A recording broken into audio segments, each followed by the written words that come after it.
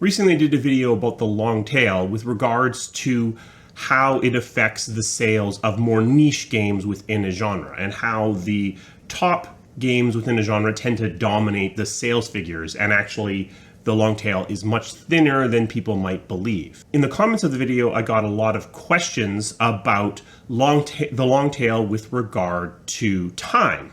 When you release a game, how does it sell over time? And in this instance, I actually think the long tail is much less misleading, and there is a lot more opportunity in the long tail. The long tail with time is definitely something that exists as part of our new digital distribution world. Stores don't keep 3, 4, 5-year-old games on their shelves anymore. If they didn't sell them, they send them back or they throw them in the garbage.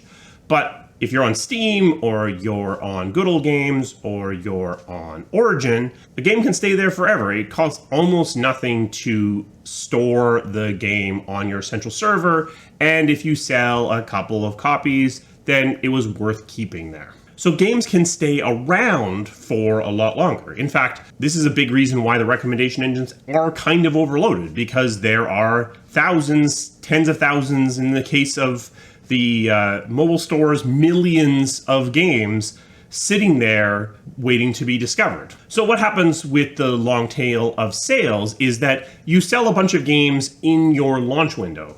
In the case of AAA games, that's probably 80 to 90% of your sales, because you have a bunch of marketing behind your game, and that's where people discover it. That's where people are most likely to buy it. Certain genres do really well in what's called the back catalog, where they stay around in the consciousness and they sell a little bit every month for a long period of time.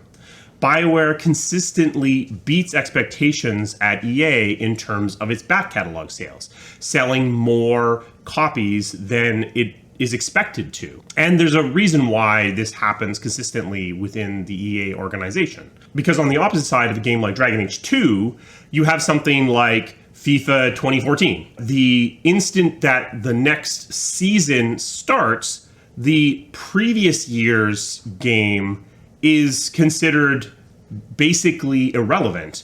It has old data about the players and the teams, and the changes of the mechanics are sufficient that you may not actually really even be that interested in playing it from the perspective of learning how to play the game.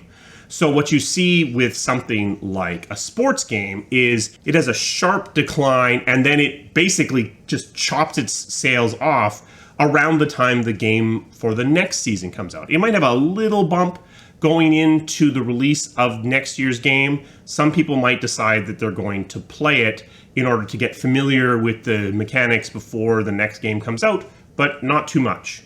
For something like a shooter, you see that little bump before the sequel a little bit more, because in that case, that practice is more relevant, and you might decide that you're going to play last year's Battlefield going into the release of this year's Battlefield in order to get refamiliarized with how a Battlefield works. You do see that more. But for a game like Dragon Age, that sequel actually causes quite a big bump in sales of the previous game. Because in this case, it's not about familiarizing yourself with the mechanics. In fact, the mechanics might be changing dramatically. It's about getting yourself caught up on the story. While RPGs are almost always developed in such a way to make it so that you don't have to have played the previous games, a lot of people feel more comfortable having done that. So you actually see a pretty dramatic spike in sales going into the release of the next game. But this very sharp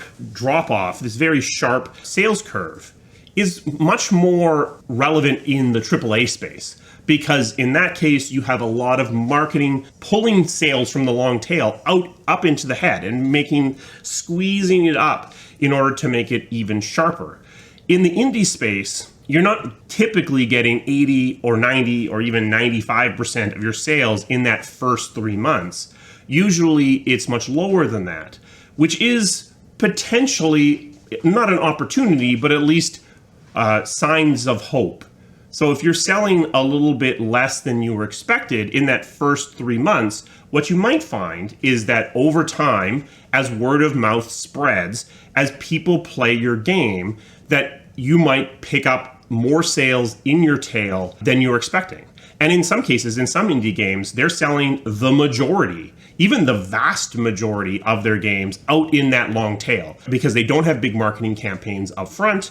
And it takes a while because of everything we talked about with the previous long tail video for the game to become discovered. And what you do find is that some games actually end up going viral really late in their sales curves, where they are a game about a topic that isn't really in the public attention, and then something changes and suddenly people are really thinking about that particular topic, and sales of that game start picking up, and you actually have a curve that is basically a backwards curve. You end up having marketing by the real world pulling up your sales. So something that can definitely affect what your long tail looks like is word of mouth. If you are a game that has gotten huge and that is in the public discussion for a long period of time, that's going to fatten out that tail. You see that often with the really, really top of the sales charts, like GTA is a good example. It is such a present game that you actually have people buying a GTA who don't even really play games at all just to be able to be part of that conversation that's going on around the game. But of course, the opposite is equally true. If the public sentiment of your game shifts into the negative because people believe that the game is bad or broken, then that can just lop your tail right off. You see this especially with games that have very effective marketing campaigns, but then ultimately the game itself doesn't deliver on that promise, or the audience, for its own reasons, believes it doesn't deliver on that promise. You can contrast what happened with the sales curves of something like Mass Effect Andromeda, where it has a pretty strong opening few days, but then as public sentiment starts to form around that game, the sales curve actually falls off a cliff. Then, actually, interestingly, with something like Mass Effect Andromeda, it then kind of rebuilds some of that out in the tail as the game gets fixed and patched, and also we move past that initial public sentiment. This is the weird, nice problem to have issue that a lot of AAA games can fall victim to. Because you are louder and able to command more attention, that conversation is also louder and able to command more attention. So what can happen, and often does happen, is that sentiment all by itself can drive what's going on with sales. So if sentiment is really high, if people are really excited, it starts drawing people into sales around that game that otherwise maybe wouldn't have even paid attention. But similarly, people that were interested, they can actually be pushed away from purchasing the game by a sentiment that shifts negatively. If you're a very small game, an indie game, that positive sentiment can still lift you up, but it's less likely that the negative sentiment is going to be loud enough for you to hear it and for it to dissuade you from purchasing a game that you would otherwise have purchased. So games that don't live up to expectations for community reasons can have this weird curve where sales fall off a cliff, and then you have to wait to essentially exit the community conversation period, and then the long tail kind of picks back up again as people rediscover the game when maybe they feel like the community isn't paying quite so much attention. You saw this happen with Dragon Age 2 and with Mass Effect Andromeda, where the game's reputation recovers out in the long tail as people who might have been scared away by the reaction around the launch rediscover it, are more willing to give it a try out in the long tail. But you never really fix the fact that you had a shaky launch. You don't get those sales completely back. You can close the gap, but Mass Effect Andromeda is never going to sell as well as Mass Effect 3. Dragon Age 2 is never going to sell as well as Dragon Age Origins or Dragon Age Inquisition.